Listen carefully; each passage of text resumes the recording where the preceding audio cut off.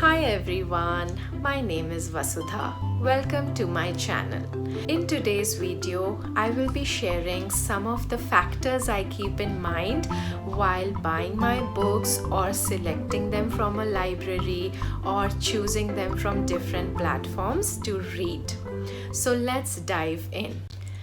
My number one criteria is to have an interest in the book that I am picking. I have talked about this in one of my earlier videos that there's no point to buy books or select books to read under pressure. A lot of times we come under pressure from our friends or social media influencers and we buy books or select books which we are not interested in reading but the whole world is reading.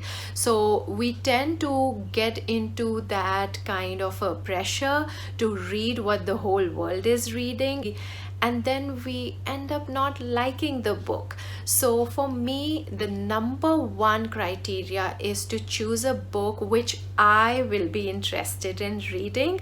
I may take suggestions. I do follow social media. I do see the recommendations. I do ask friends also for their suggestions, but I wouldn't follow strictly what other people are following. So for example, I have not read a Harry Potter book, a single Harry Potter book.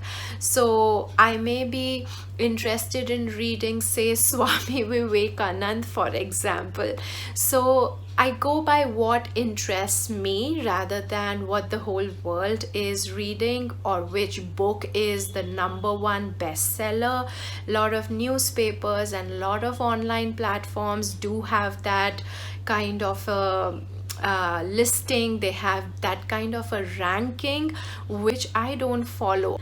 But that's not to say that I keep my eyes and ears closed. I do keep an eye on what's new, what's trending, but I'll choose something which is relevant for my interest, which appeals to me, and not what someone else is reading. So having an interest in a particular kind of book is absolutely non-negotiable criteria for me. And many of us may not subscribe to the same kind of genres.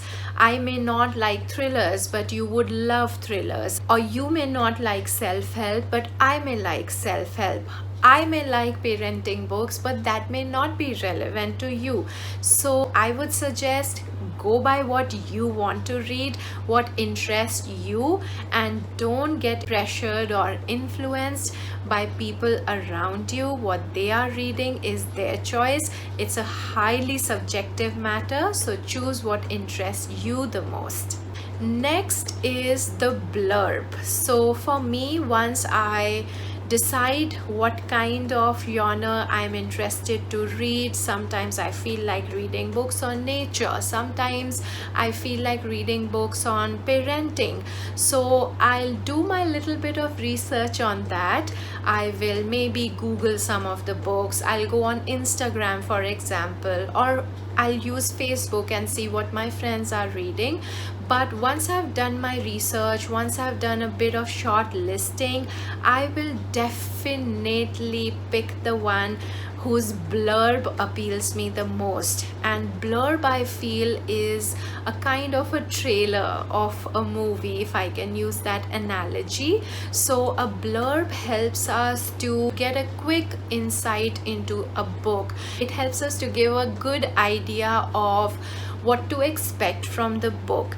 So reading the blurb is a must for me, and I generally do not read the praises that are written below the blurb, because sometimes the praises, even if they are written by very famous personalities, writers, celebrities, endorsing a particular author or a book, can be paid. So I try not to get influenced by what Oprah has to say for a book or what some other author has to say for some other author. I try to read the blurb and see if it matches my reasoning, if it matches my liking, and then I pick that book. So that becomes the next step of selecting my book for me.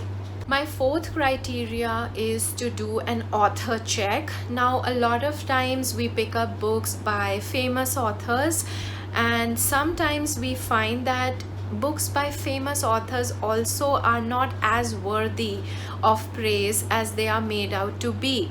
So even though a book is written by a celebrated author, let's say, I would still go back to my second factor, which is read the blurb. I'll go back to my first factor and see if it suits my interest. So even if the author is popular, I may not pick up the book if it does not meet my first two criteria. And a lot of times it happens that I may like one book by a certain author, may not like another book by the same author.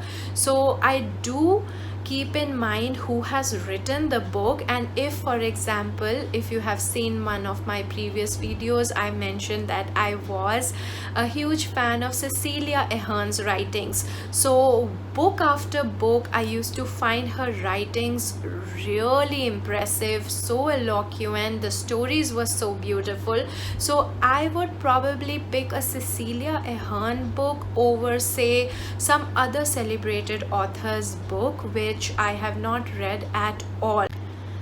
And when it comes to first time writers, as a reader, I feel that I'm a little skeptical to pick those books. I mean, no offense to the first time writers, but for me as a reader, my time is precious, and I would like to invest my time, my limited time, in those books which I know are going to be really good or which hold a lot of promise. I'm not saying that first time authors will do a bad job at writing, but all I'm saying is that I'll approach first time authors with a bit of caution.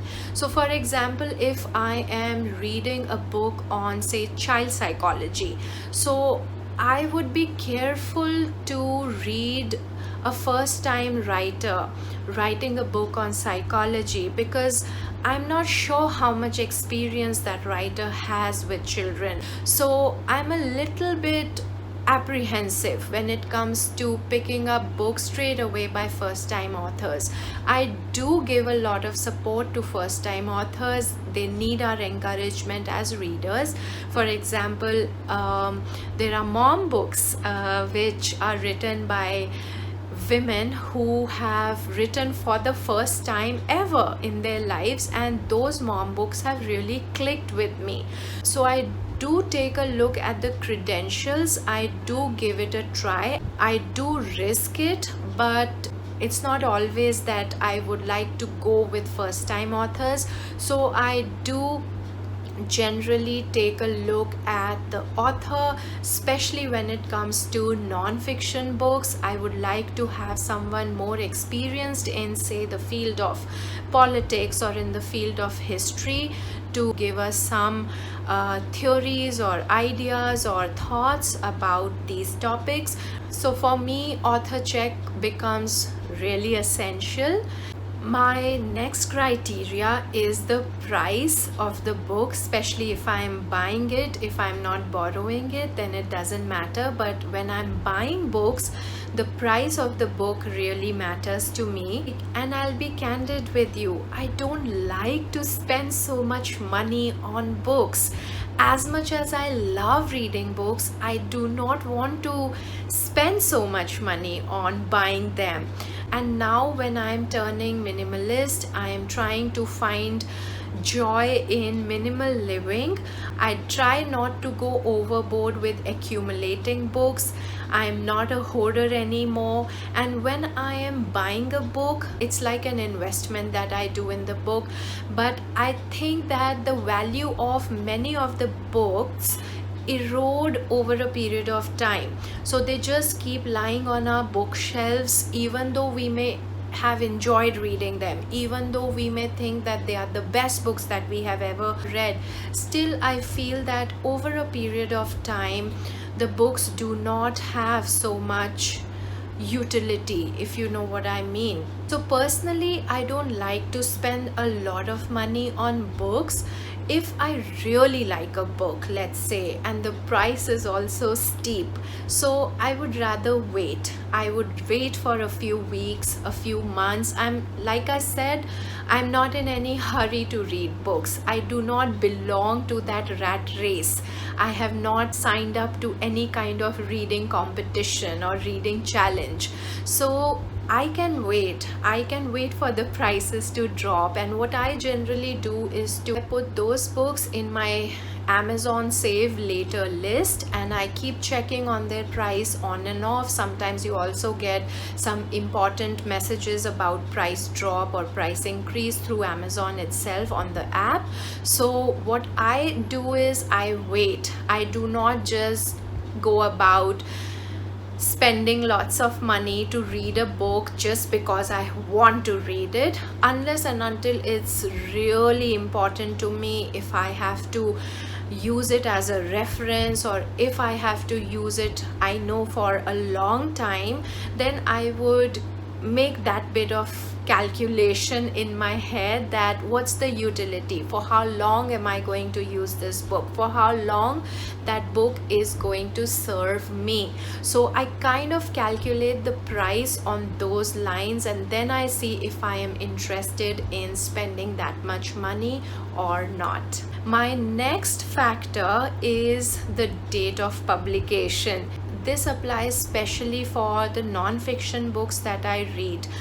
I'm not in a hurry to grab the first book that comes on the bookshelves related to non-fiction. But I do take a look at the publication. Even if a book is, say, 2 years old or 3 years old, and the data is up to date, the statistics provided are not too old, so I don't mind picking it up after a year also. So for example, I did a review of Yuval Noah Harari's book 21 Lessons for the 21st Century.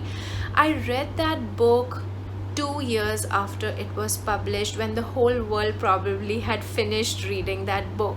So like I said, I'm not in a hurry to read these books. It's only when I sense a calling for books, certain kind of books, that I pick them up.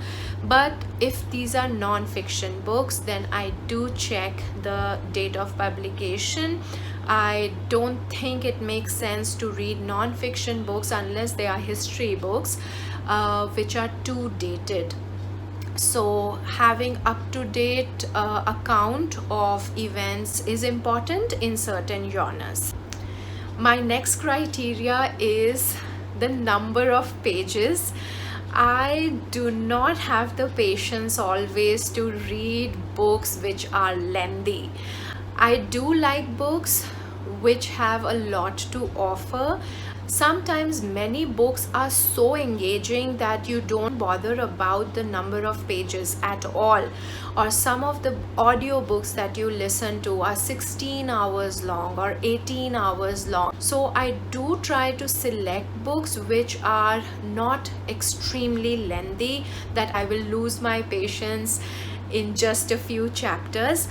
Like Yuval Noah Harari's book, for example, was extremely lengthy. So what I did was, because it was engaging, I moved from ebook to audiobook. And even then it took a lot of time for me to complete listening to the book. But like I said, if the book is really engaging, then I don't mind reading a lengthy book. But then how would you know unless you buy and read a book? So that's kind of tricky. But I try and pick books which are under 500 pages. Sometimes they may be over 500 pages also, but if they are engaging, I don't mind reading them. But generally I like to read shorter books which are crisply written to the point and still they have a lot to offer. I think I'm putting a lot of pressure on the writers. And my last criteria for selecting a book is the cover. Honestly, don't judge me, but aesthetics are important. I mean, I would honestly not like to pick a book which has a very dull cover. And I know it's said that don't judge a book by its cover, but you know, it has to aesthetically appeal me.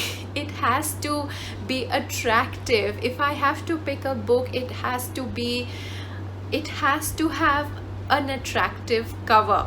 So the cover page or the front cover of the books are also one of my reasons why I would select a book. But that's not to say that I'll pick books only with beautiful covers. No, my previous criteria are extremely important, and once all the criteria or most of them are met, then I would pay attention to the cover as well.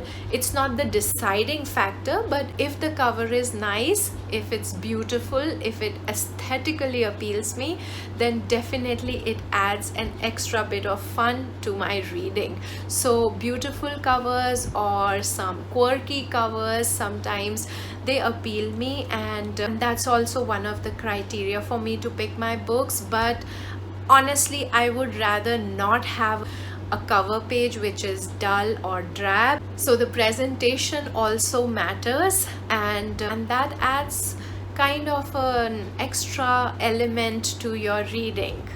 If you like this video, please give it a thumbs up and subscribe to my channel. Do share your criteria for selecting your books and write them in the comment section below. Until next video, thank you and bye.